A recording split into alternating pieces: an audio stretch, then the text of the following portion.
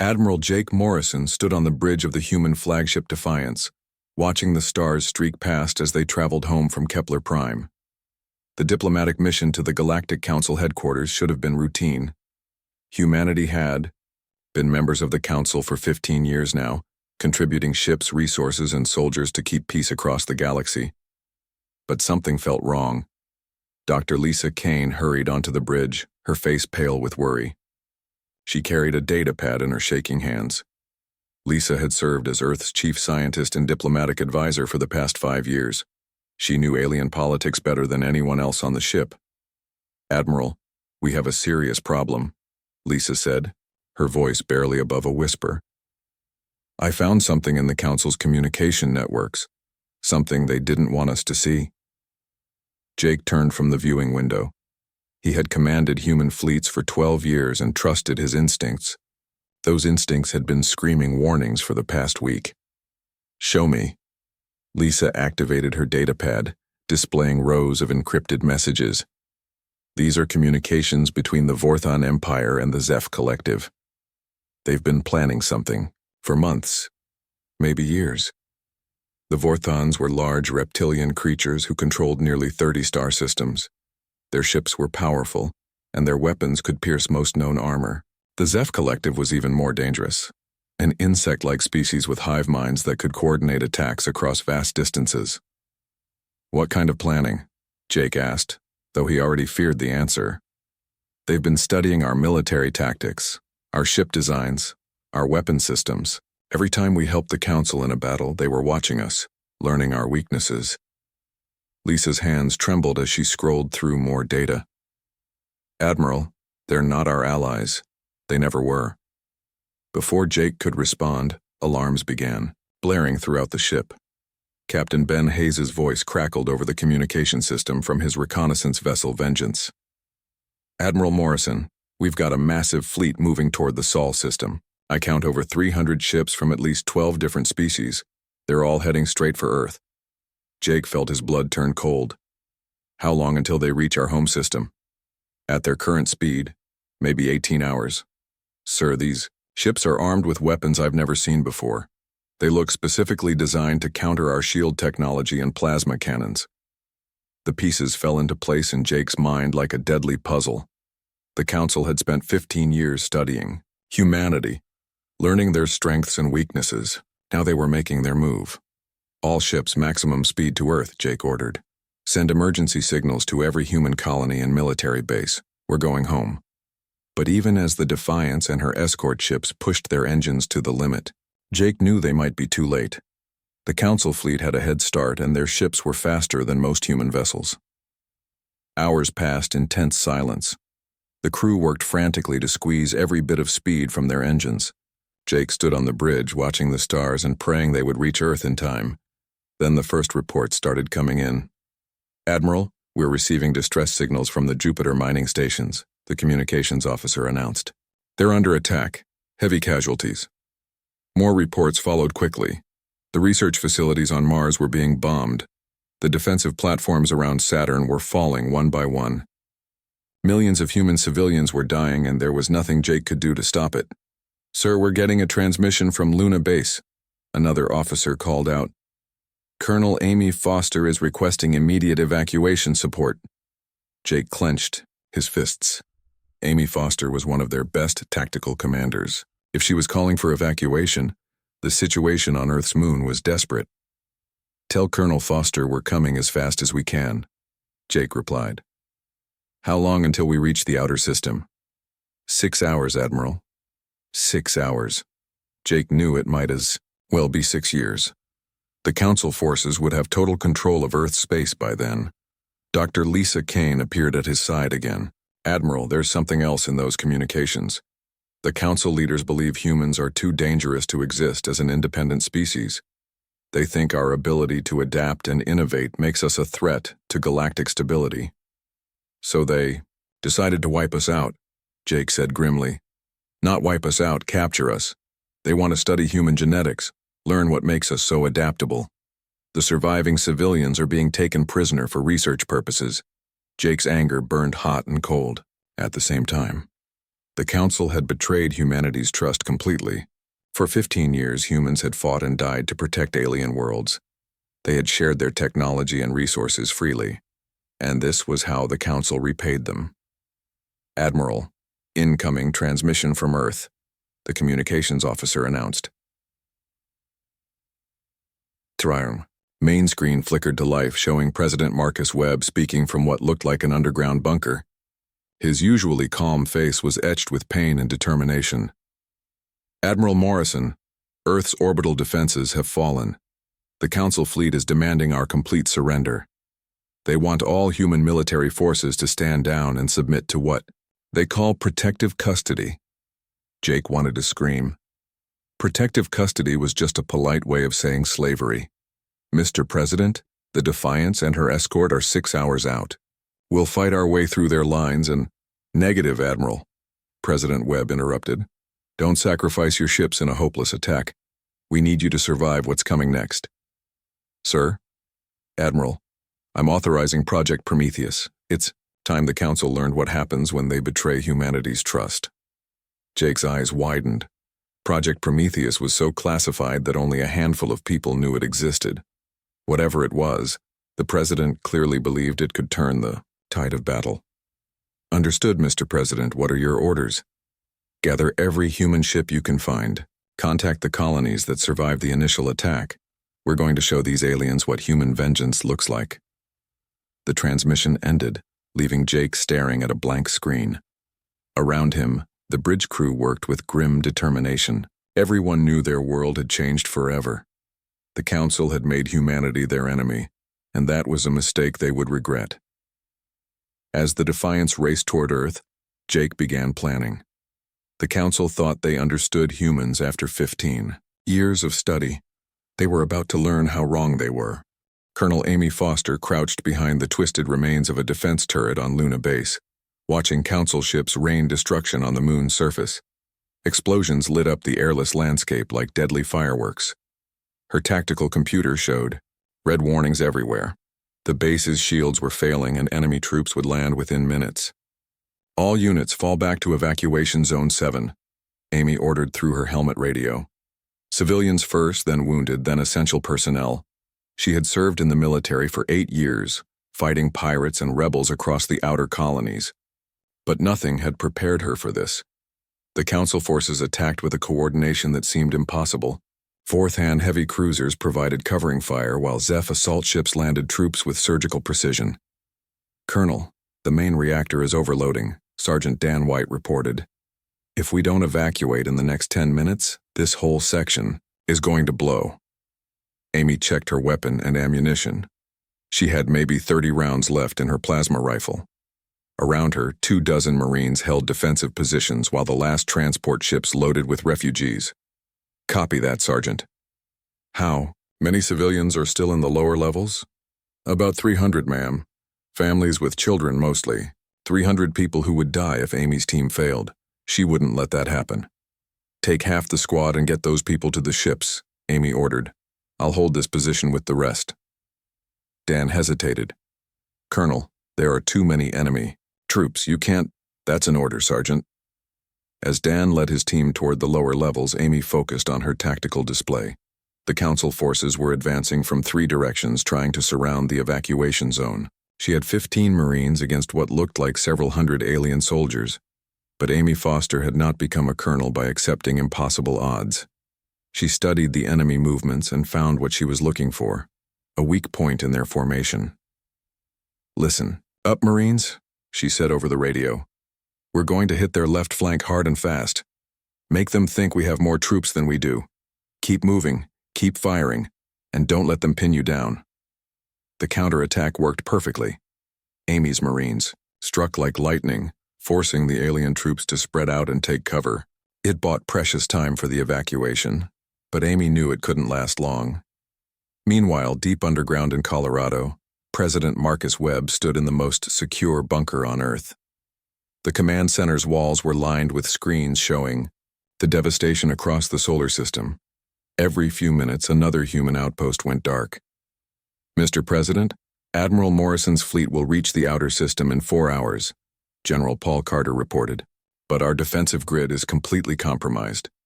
The Council ships control everything from Mars orbit inward. Marcus stared at the tactical displays. Humanity's carefully built defenses had crumbled in less than a day.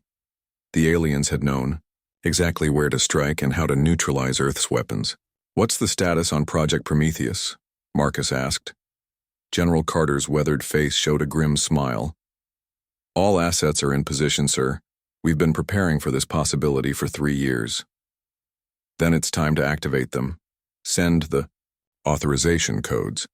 Across the solar system, hidden facilities began receiving encrypted signals. On asteroids that looked like ordinary rocks, weapon systems came online. In deep space, ships that had been running silent for months started their engines. Commander Ryan Scott piloted his stealth frigate Ghost Runner through the debris field where Jupiter's mining stations used to be. His ship's special coating made it nearly invisible to most sensors, allowing him to move undetected through the battle zone. "Commander, I'm picking up human life signs on the third moon of Europa," his sensor operator reported. "Looks like about 50 survivors hiding in an old maintenance tunnel." Ryan changed course immediately. The Ghost Runner was designed for reconnaissance, but it could carry a small number of passengers in an emergency. Every human life saved was a victory against the Council's betrayal. As his ship approached the moon's surface, Ryan saw the devastation up close. The mining platforms that had fed Earth's industries for decades were now twisted metal and floating debris. Thousands of workers had died in minutes when the Council fleet arrived. "This is Commander Scott of the Ghost Runner," he broadcast on emergency frequencies. "Any survivors, please respond." The reply came quickly. "Commander, this is Supervisor Kate Murphy from Mining Platform 7. We've got 43 people down here, including 12 children. Our life support won't last much longer." Ryan landed his ship near the tunnel entrance and led his crew in a rescue operation. The survivors were scared and hungry, but alive. As they loaded onto the Ghost Runner, Kate Murphy grabbed Ryan's arm. "Commander, we saw something before the attack started," she said urgently. "There were human ships moving through the asteroid belt, ships we'd never seen before. They looked like warships, but they weren't part of the regular fleet." Ryan felt a spark of hope. If there were secret human forces out there, maybe the war wasn't over yet. Light years away in the Alpha Centauri system, weapons manufacturer Elena Brooks watched the news from Earth with cold fury. Her industrial complexes had been building ships and weapons for the human military for years, but she also had private projects that few people knew about. "Ma'am, we're receiving the Prometheus activation codes," her chief engineer reported. Elena nodded. "Begin production of the Revenge-class dreadnoughts. I want the first squadron ready in 72 hours. "That's impossible, ma'am. The new ships require—" "Make it possible," Elena interrupted. "Humanity is under attack and we're going to hit back harder than anyone expects." Back on Luna Base, Colonel Amy Foster's desperate defense was finally being overwhelmed. Her Marines had fought magnificently, but they were running out of ammunition and positions to defend. "Colonel, the last transport is loaded," Sergeant Dan White reported. "We need to go now." Amy fired her remaining rounds at advancing Zeph soldiers, their insect-like forms moving with disturbing speed across the lunar surface. "Fall back to the landing pad. Everyone aboard in 30 seconds. As the transport ship lifted off from Luna Base, Amy watched through a porthole as Council forces swarmed over the facility. She had saved nearly 3,000 civilians, but the cost was enormous. The moon that had been humanity's first step to the stars was now under alien control. The transport joined Admiral Morrison's arriving fleet just as they reached Earth orbit. Jake's ships were outnumbered 10-1, but they fought with desperate courage. The Defiance led the charge, her weapons blazing as she tried to break through the Council blockade. But Jake wasn't trying to win this battle. He was buying time for something else to happen. In bunkers and hidden bases across Earth and its colonies, the Prometheus project came fully online. Weapons that had been built in secret for 3 years began moving toward their targets. Ships that officially didn't exist started their engines. The Council had betrayed humanity's trust and murdered millions of innocent people. Now they were about to learn that humans could be far more dangerous than they had ever imagined. Chief Engineer Matt Johnson floated in zero gravity inside the hidden asteroid shipyard, watching his latest creation take shape. The massive dreadnought stretched nearly 2 kilometers from bow to stern, its hull gleaming with experimental armor that could absorb energy weapons and redirect the power to its own systems. For 3 years, Matt had been building ghost fleets in secret locations throughout the galaxy. Asteroid belts, dead planets, abandoned moons, anywhere the Council wouldn't think to look. His teams had worked around the clock, using technology that officially didn't exist. "Sir, we just received the Prometheus activation codes," his assistant engineer called out. "All ships are to launch immediately and proceed to designated targets." Matt smiled grimly. The Council thought they had destroyed humanity's military power. They had no idea what was coming. "Begin launch sequence for Squadron 7, Matt ordered. "It's time to introduce our alien friends to some human engineering." The asteroid cracked open like an egg, revealing launch bays filled with warships. The dreadnoughts emerged first, followed by destroyers and fighters that had never appeared on any official records. Within minutes, over 200 ships were moving toward jump points that would take them deep into Council territory. Dr. Kate Murphy worked frantically in her laboratory aboard the research station Newton's Dream. The facility orbited a brown dwarf star in an unnamed system, far from any trade routes or patrol zones. For 2 years, Kate had been developing weapons that pushed the boundaries of known physics. "Final test of the quantum disruptor is complete," she announced to her research team. "The weapon can phase through any known shield technology and detonate inside the target vessel." Her latest creation looked like a simple torpedo, but its warhead contained compressed quantum fields that could tear apart matter at the atomic level.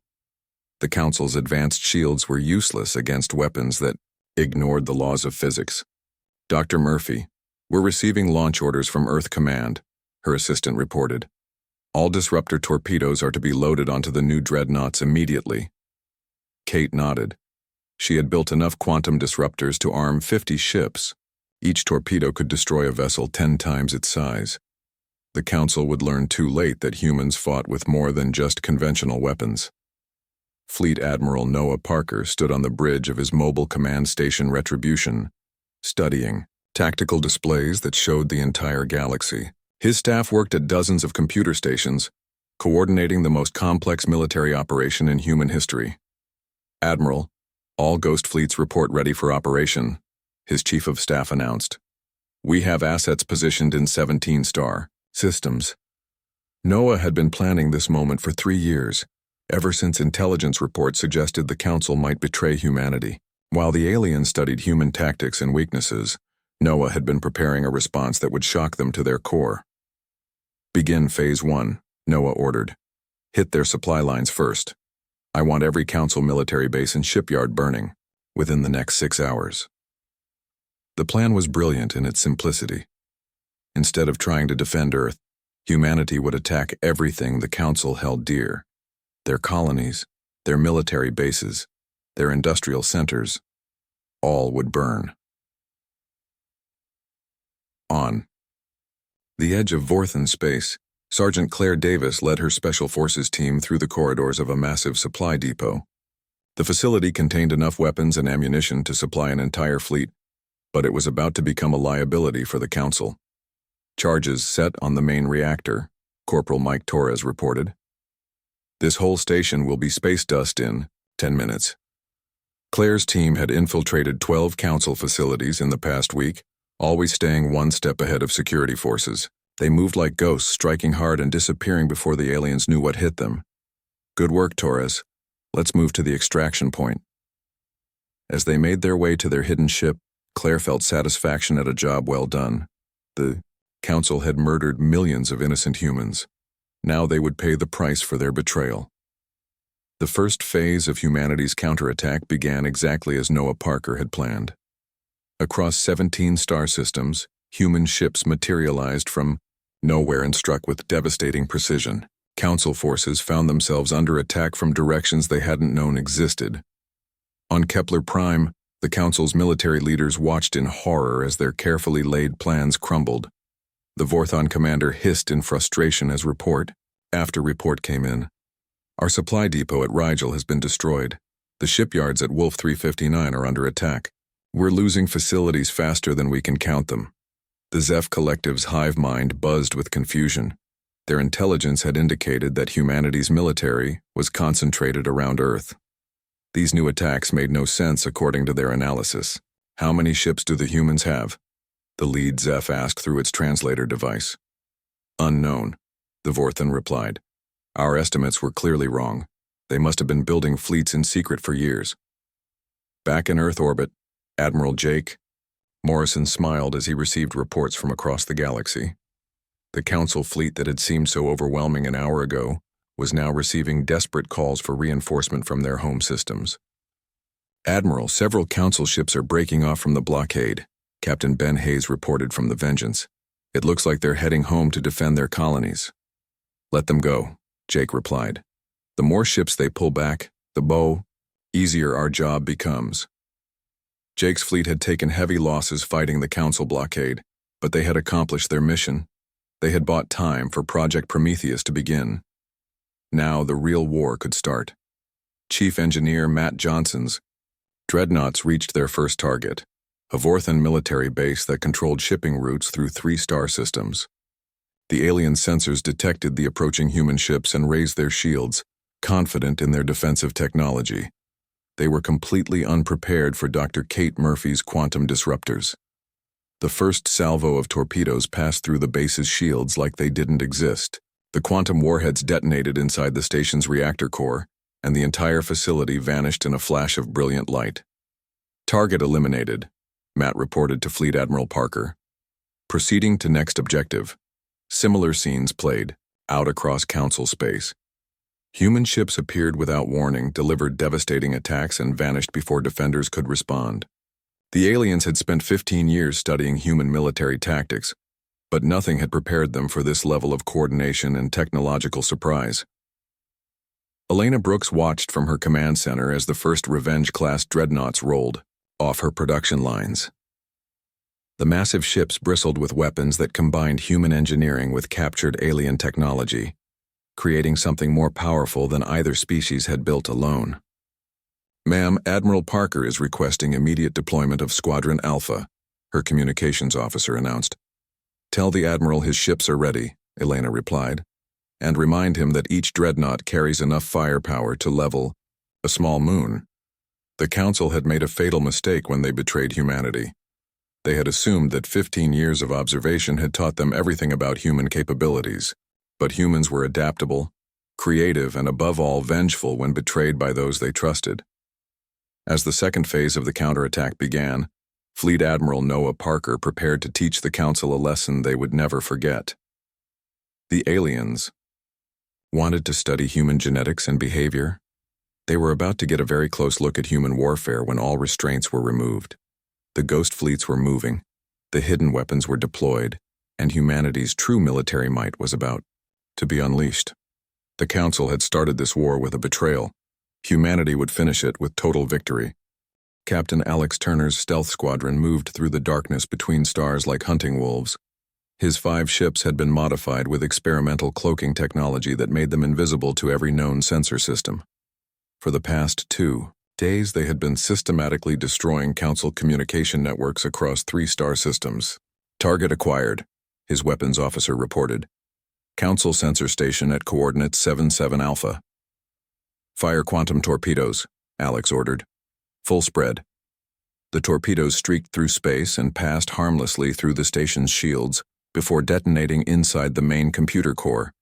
Another Council facility vanished in silent explosion, leaving their fleets blind and unable to coordinate defenses. That's the last sensor station in this sector, Alex announced to his squadron. All ships, proceed to Phase 2 targets. It's time to announce our presence. Across the galaxy, hundreds of human ships suddenly decloaked in Council territory. The aliens had been fighting ghosts for hours, never knowing where the next attack would come from. Now they could see their enemies clearly, and the sight filled them with terror. Admiral Jake Morrison led the primary assault on Kepler Prime, with a fleet that had appeared from nowhere. The Defiance and her sister ships emerged from hyperspace directly above the Council's capital world, their weapons already charging for bombardment. Admiral, The planetary defense grid is coming online, his tactical officer reported. 47 orbital platforms and over 200 fighter squadrons. Jake studied the enemy positions with cold calculation. 3 days ago, he would have tried to minimize civilian casualties. But the Council had murdered millions of innocent humans. They deserved no mercy. All ships open fire, burn their defenses to ash.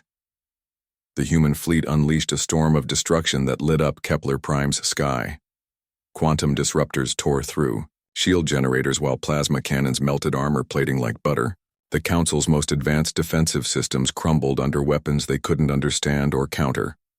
Lieutenant Grace Miller coordinated the planetary bombardment from her position aboard the dreadnought Vengeance. Her targeting computers identified military installations, shipyards, and weapon factories with surgical precision. Target Package Alpha is eliminated, Grace reported. All major shipyards are destroyed, moving to Target Package Beta. The next salvo of missiles struck the Council's military academies and training facilities. Grace felt no remorse as she watched the buildings burn. These places had trained the officers who ordered the attack on Earth's colonies. Commander Luke Stone dove his fighter through a swarm of Vorthon interceptors, his plasma cannons blazing. His squadron of 20 pilots had destroyed over 100 enemy ships in the past hour, using tactics that confused and frustrated the alien pilots. "Stone leader, we've got reinforcements coming in from the fourth moon," his wingman called out. "Copy that, Stone 2. All fighters, spread formation Delta. Let's show these lizards how humans really fight." Luke's squadron scattered across the battlefield, each pilot choosing their own targets and attack patterns. The Vorthons tried to follow their rigid formations and tactical manuals, but human pilots fought with creativity and aggression that couldn't be countered by standard procedures. As the battle raged around Kepler Prime, similar scenes played out across Council space. The Zeph Collective's hive worlds found themselves under attack by human fleets that seemed to anticipate every defensive move. Their perfect coordination meant nothing against enemies who fought with controlled chaos. On the Vorthon homeworld of Reptilia, the planetary government received surrender offers from Admiral Morrison's forces. The terms were simple: immediate and unconditional capitulation or complete destruction. "This is impossible," the Vorthon military leader hissed to his staff. "Our intelligence said humans had fewer than 300 ships. Where did this fleet come from?" His intelligence officer, a smaller Vorthon with nervous gestures, checked his data again. "Sir, we counted over 800 human vessels in the initial assault. They must have been building ships in secret for years." Years? How did we miss an entire fleet construction program? The answer was simple, though the Vorthons would never understand it. Humans were better at keeping secrets than aliens gave them credit for. While the Council studied human military tactics, they had completely missed humanity's greatest strength, the ability to prepare for the worst while hoping for the best. The Vorthon homeworld's defenses lasted 6 hours. When the orbital bombardment ended, every military installation on the planet was a smoking crater. The proud Vorthon Empire, which had controlled 30 star systems for over 1,000 years, surrendered unconditionally rather than face extinction. The Zeph Collective's fate was even worse. Their hive minds made them predictable in ways they never realized.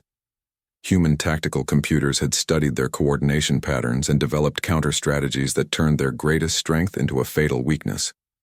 Fleet Admiral Noah Parker watched the tactical displays from his command station as human forces systematically destroyed Council civilization. His carefully planned operation was succeeding beyond his most optimistic projections. "Admiral, we're receiving surrender requests from 17 different species," his communications officer reported. "They're all asking for mercy." Noah's expression didn't change. "Tell them to direct their surrender request to Admiral Morrison at Kepler Prime. He's in charge of accepting capitulations." "What about mercy, sir?" Noah thought about the children who had died in the Jupiter mining stations. He remembered the research facilities on Mars where scientists had been working to improve life for all humanity. The Council had shown no mercy when they murdered those innocent people. "Mercy is something they should have considered before they betrayed us." Noah replied coldly, "Continue the bombardment." Dr. Kate Murphy's quantum disruptors had proven devastatingly effective against every type of council ship. Her weapons ignored their shields, bypassed their armor, and destroyed their vessels from within. The aliens had no defense against technology that operated outside their understanding of physics. Dr. Murphy, Fleet Command is requesting immediate production of Mark 7 disruptors, her assistant reported. They want to arm the second wave attack ships. Kate nodded tiredly. She had been working for 36 hours straight, but the war demanded her best efforts. Begin production immediately. I want 1,000 Mark 7 units ready within 12 hours. As her production facilities worked to build more weapons, Kate allowed herself a moment of satisfaction. The Council had thought they could study and capture humanity like laboratory animals. Instead, they had awakened something far more dangerous than they had imagined. Chief Engineer Matt Johnson's ghost fleets had completed their primary objectives and were moving to secondary targets. His dreadnoughts had destroyed every major Council military base within 50 light-years of Earth. Now they were hunting down the scattered remnants of alien fleets that had escaped the initial onslaught. Sir, long-range sensors are detecting a Zeph battle group near the Vega system, his sensor operator announced. 12 heavy cruisers and approximately 50 escort vessels. Matt smiled. Set course for intercept, let's finish what they started. The Zeph ships never had a chance. Matt's dreadnoughts emerged from hyperspace at point-blank range and opened fire with every weapon they carried. Quantum disruptors, plasma, cannons and kinetic projectiles tore through the alien formation like a hurricane through paper buildings. In less than 10 minutes, the entire Zeph battle group was reduced to expanding clouds of debris. Not a single human ship had taken significant damage. As news of the devastating defeats spread through Council space, panic gripped the remaining alien governments. Species that had ruled the galaxy for millennia suddenly found themselves facing extinction at the hands of creatures they had considered primitive and weak. Emergency sessions were called on every Council world. Desperate plans were made and abandoned as reports came in of human fleets destroying everything in their path. The aliens had started this war confident in their superior numbers and technology. Now they were learning what happened when humans stopped playing by civilized rules. Admiral Jake Morrison stood on the bridge of the Defiance, accepting the surrender of another Council fleet. The aliens who had seemed so confident 3 days ago now begged for their lives with pathetic desperation. Admiral, that's the 7th fleet to surrender in the past hour, Captain Ben Hayes reported. At this rate, we'll have their entire military by the end of the day. Jake nodded grimly. The lesson was being taught and the galaxy was learning it well.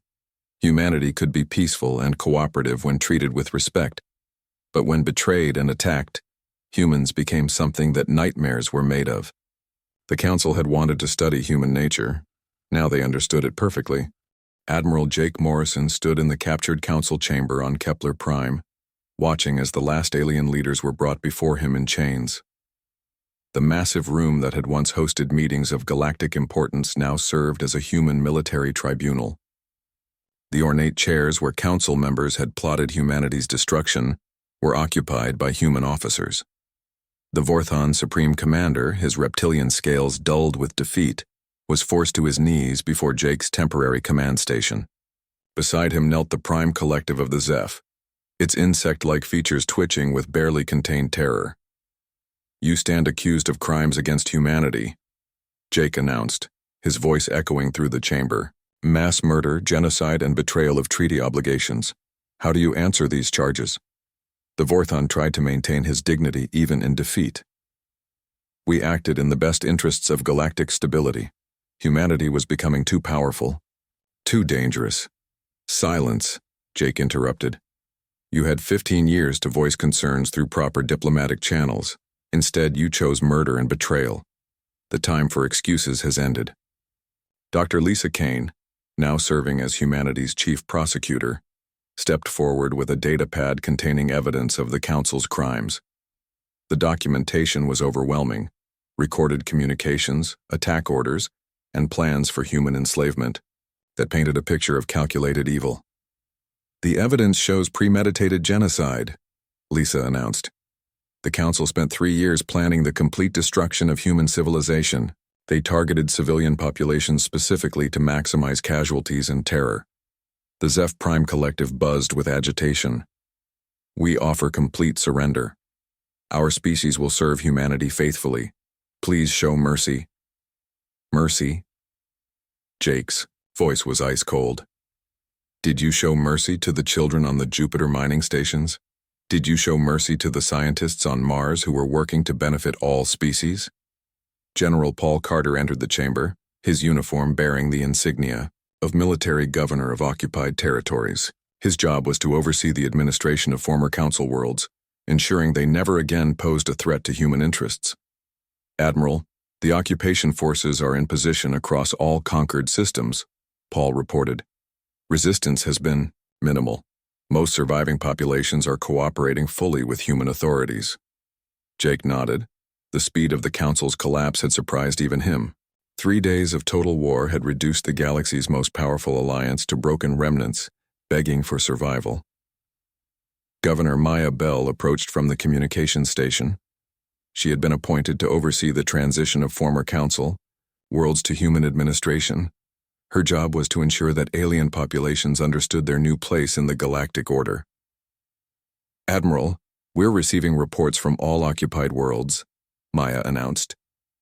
Local governments are requesting guidance on how to serve their new human administrators. They want to know what tribute will be required. Tell them that tribute payments will be determined based on their participation in the attack on Earth, Jake replied. Species that actively participated in the betrayal will forfeit 60% of their industrial output for the next 50 years. Those who merely remain silent will forfeit 30%. The Vorthon commander's eyes widened in horror. 60%? That will cripple our civilization. Your civilization should have considered that before murdering millions of innocent humans, Jake replied without emotion. You wanted to study human nature? Now you understand what happens when humans are pushed too far. Commander Ryan Scott entered the chamber carrying the final surrender documents from the remaining Free Council species. His stealth missions had been crucial in coordinating the human victory, and now he delivered the fruits of that success. Admiral, the last 3 independent council species have agreed to unconditional surrender, Ryan reported. The Centaurian, Republic, the Andorian Federation, and the Tau Ceti Alliance all request immediate protection under human authority. Jake reviewed the documents with satisfaction. In less than a week, humanity had gone from being victims of betrayal to masters of the galaxy. The transition had been swift and decisive, leaving no doubt about who controlled galactic civilization now. Elena Brooks arrived from the Alpha Centauri system. Her industrial complex is already retooling to support the new galactic order. Her weapons factories would now produce ships and equipment to maintain human dominance across hundreds of worlds. Admiral, production of the new Hegemony-class dreadnoughts is ahead of schedule, Elena reported.